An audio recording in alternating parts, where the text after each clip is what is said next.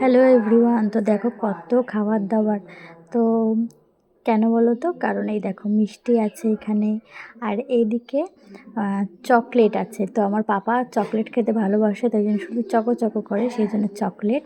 আর এইদিকে আছে চিপস, তো বাড়িতে বানানো চিপস।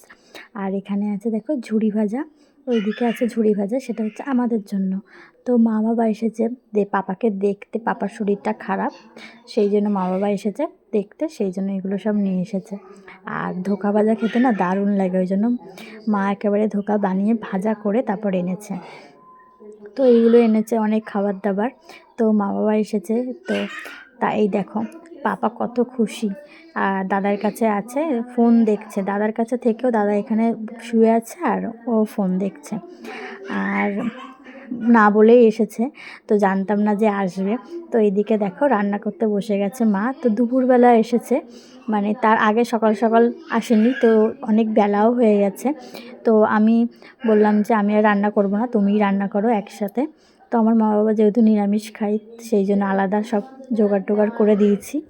তো প্রায় হয়ে গেছে রান্না কমপ্লিট, কিন্তু আরেকটু বাকি আছে। তো এই দেখো এইদিকে হাঁড়িতে ভাত আছে, গরম গরম ভাত নামিয়েছে।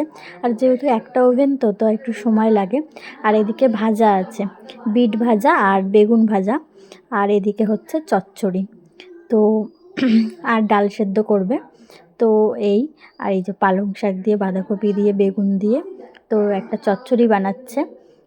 চচ্চড়িটা হচ্ছে সবে, আর এইসব জোগাড় টোগাড় করা আছে। তো মা রান্না বান্না করবে আর আমরা সবাই খাবো আজকে।